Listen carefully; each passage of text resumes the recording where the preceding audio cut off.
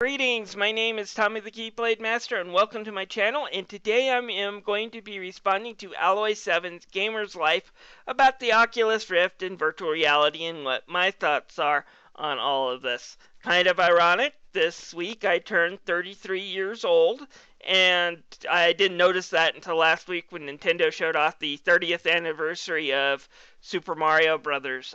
My hair fell out, my back ached, and the screen got blurry for a few moments. Oh, wait, the last one was just my keratoconus. Never mind. But anyways, I got to thinking, this really kind of demonstrates just how much things have changed since Super Mario Brothers, which really also helped change the video game landscape to what we have. But a lot of these changes have come from small innovations. For example, when people tell me Nintendo should just make a regular controller instead of trying to invent new ones, I'm kind of tempted just to hand them an Atari 2600 joystick and there's your controller without any of Nintendo's innovations. Nintendo, I think, was one of the first ones to actually have a real digital pad that was successful. Nintendo added the shoulder buttons. I remember that on the Super Nintendo controllers. They were one of the first consoles with an analog stick. They were the first ones to have a wireless controller that used Bluetooth radio waves that could be actually usable, and anyone who watched Matt Pat's little video where he claimed Sega Genesis had the first wireless controller, I already disputed that bullshit. Nintendo actually had the first modern wireless controller like what we use nowadays. Infrared controllers or nothing like that. But my point being that Nintendo innovated this stuff, but then they also innovated the Wii U controller, which I knew right away was going to be a bomb because they themselves couldn't show me exactly how that would improve my gameplay. So far, I've only had one game that I played, a short game, and Game & Wario, a game that I sold because I got bored of it really quickly, but it had one good game that actually used the TV and the Wii U controller second screen in a way that was innovative, in a way that you couldn't just put it on the 3DS and call it good. In this game, I had to work on playing these WarioWare mini games and try to get a high score, but I also had to pay attention to the top screen because the story of this is a kid is playing past his bedtime and he has to avoid his mom who is trying to sneak into the room and check on him. So you have to hit a button to stop playing the game and hide whenever she comes into the room. And that one was real fun. I wish Nintendo would release that on the eShop as its own game for $2 or $3 because the rest of the Game & Wario games didn't really impress me. But when I saw that, this isn't going to catch on, and unfortunately for Nintendo, I was right. It makes the Wii U too expensive. It's not PS4, Xbox One next gen, and it's more expensive than the 360 and PS3. So that just added to Nintendo's problems. But the important thing is Nintendo innovated. So what does this have to do with my response to the Oculus Rift?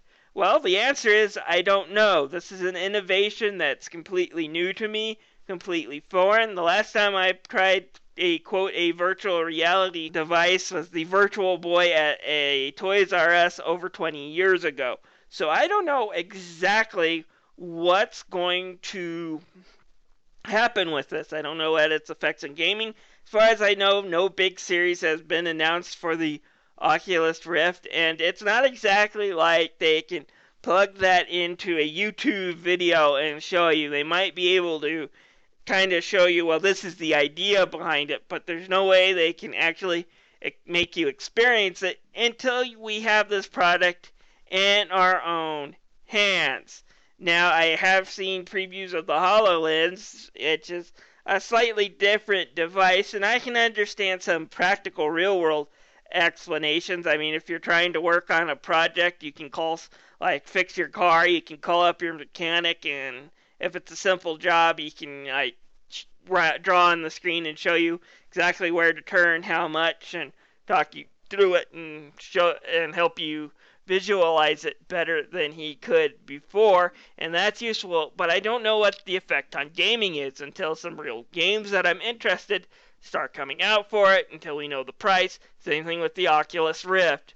Right now, Facebook has it, so it's probably going to be more for social media. Maybe put it on, and when I video chat with my friend, they look like I'm standing in the same room with them video chatting. That would be pretty cool.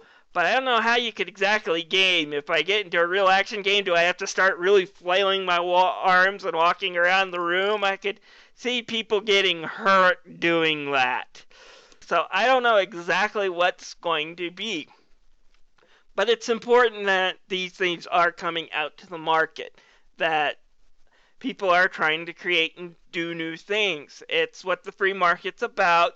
It's how we get new stuff, and ultimately it's going to be up to the consumers to decide whether or not they like it and if it's worth the money. If not, then virtual reality will die and console gaming will be still preferred. So it'll just take time to see exactly what's going to happen. Personally, I have no desire to put on those big, thick goggles myself. I'm pretty nearsighted. I have to wear thick glasses or wear thick contact lenses sometimes in order to see, and I really don't want to cram my head into those goggles. So count me as not being interested, but that doesn't necessarily mean that it's a bad thing. Only time will tell, because each innovation always takes time for people to see it, people to adapt to it, and for it to change. So, like I said, I'm a little bit more patient on this thing, but right now I'm not like, woohoo, I gotta go down and buy the first Oculus Rift and show my friends. I'm not like that. So, yeah, that's my thoughts on this. Thank you for listening to this ramble. Please check out Alloy 7's original video on this. It's an interesting topic. It leads into interesting discussions. Like I said, innovation's always a tricky thing. Sometimes things work out well, like analog sticks, rumbles, and a Bluetooth wireless controller all worked out well. And then sometimes they suck, like the Virtual Boy and the Nintendo Wii U controller. So that's, like I said, that's my thought. I'm going to shut up now. Thank you for listening, and if you have any comments, feel free to leave them below. This is Tommy the Keyblade Master signing out.